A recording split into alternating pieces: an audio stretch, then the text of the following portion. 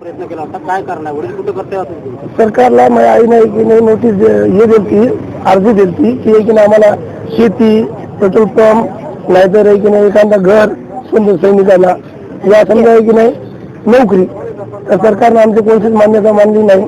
32 वर्षापासून आमचे पिताजी वारलेले आहेत 1993 पासून. त्या टायमापासून आम्हाला गव्हर्नमेंटचा अजून कोणाच याचा लाभ भेटला नाही.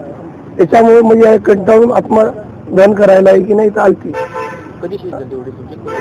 1993 मध्ये शहीद मला वारले होते. 3 वेळा लागल्या होत्या माझ्या पिताजीला. इंदिरा गांधीची बॉडी गार्डच राहिलेले आहेत. 1972 मध्ये त्यांना ताम्रपत्र नाही की नाही सन्मान दिलेला आहे इंदिरा गांधीजीनं.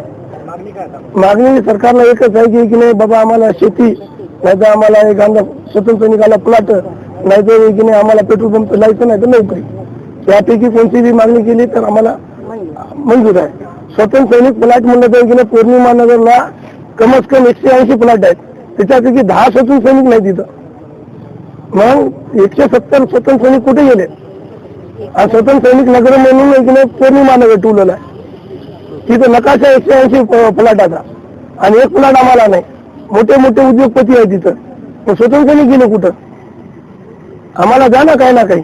स्वतंत्र सैनिकाचे कुठले कुठले लाभ भेटले तुम्हाला? कोणतंच भेटले नाही. फक्त स्वतंत्र सैनिकाचा एकच आम्हाला लाभ आहे की आईला एक ट्रेन मध्ये एसी आहे. आईसोबत एक जाणार आणि थोडीशी आईला अर्धी पगार आणि ती पुरी पगार करणार आहे. दिल्लीने लेटर दिलं पुरी पगार करा, यांचं की नाही हे करा, काय म्हणतात त्यांचा अर्ज घ्या आणि वरी दाखल करा मंडळ अधिकारीला. म्हणलं तर म्हणले होते 3 वर्षापासून एक आम्ही तहसीलच्या चक्रा मारायला. मंडळ अधिकाऱ्याने वरी की नाही तहसीलला अर्ज दिला नाही.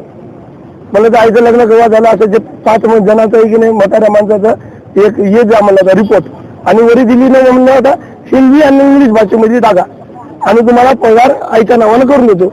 माझ्या पिताजीला 2 संतान होती. तर अजून ते 4 वर्ष झालं 5 वर्ष झालं तहसीलच्या चक्रा मारायला.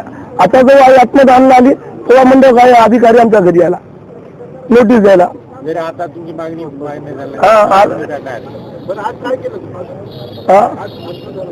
आज सरकारला एक निवेदन तेच होतं की आमचं काहीतरी बघा, नाही तर आम्ही इथून तर हलणारच नाही आणि आत्मदान केल्याशिवाय उठणार बी नाही. मान्यता झाली आमची मागणी तर मग तुमच्या समोर काय नाही की मान्य करूया, नाही झाली तर आम्ही निघून जाऊया.